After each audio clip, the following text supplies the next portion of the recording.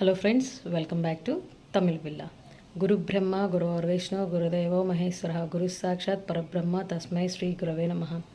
అమ్మా నాన్న మనకి జన్మనిస్తే విద్యాబుద్ధులు నేర్పి ఏది మంచి ఏది చెడు అనేది నేర్పి మనల్ని ఒక సన్మార్గంలో నడిపేటువంటి గురువులందరికీ ఈ గురు పూర్ణిమ సందర్భంగా నా పాదాభివందనం చేస్తున్నాను.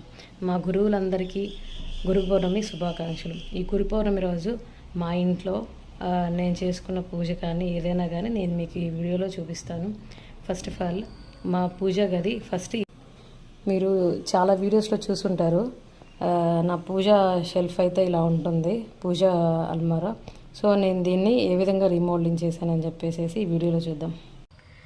ఫ్రెండ్స్, ఫైనల్గా అయితే నేను మా దేవుడి గుడిని ఈ విధంగా డెకరేట్ చేసుకున్నాను. లాస్ట్ టైం నేను మీషోలో తీసుకున్నానని చెప్పాను కదా, ఇది మీషోలో తీసుకొని నేను నా యొక్క దేవుడి గుడికి మ్యాచ్ అయ్యేటట్టు కలర్ చేసుకున్నాను. అది ఓన్లీ వుడ్ కలర్లో వచ్చింది.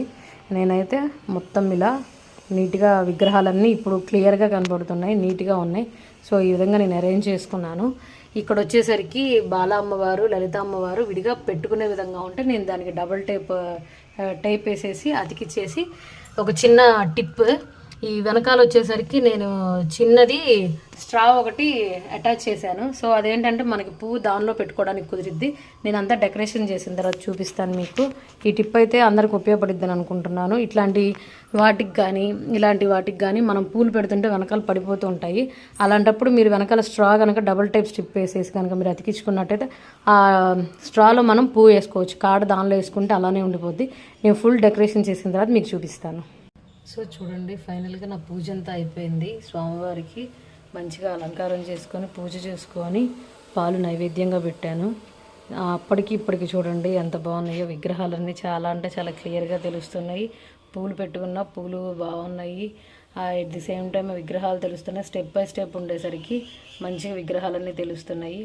సో ఈ విధంగా అయితే నేను గురు పౌర్ణమి రోజు పూజ అయితే చేసుకున్నాను. మీరు కూడా మీ ఇంట్లో పూజ చేసుకోండి. అందరూ ఆయురాలకు అష్టవిషయాలతో ఉండాలని ఆ అమ్మవారిని మనస్ఫూర్తిగా కోరుకుంటున్నాను. మా లలిత అమ్మవారిని మనస్ఫూర్తిగా కోరుకుంటున్నాను. అందరూ బాగుండాలి. చదువు చెప్పిన గురువులందరికీ నా మనస్ఫూర్తిగా మరొకసారి ధన్యవాదాలు తెలుపుకుంటున్నాను. వన్స్ అగైన్ అందరికీ గురు పౌర్ణిమ శుభాకాంక్షలు.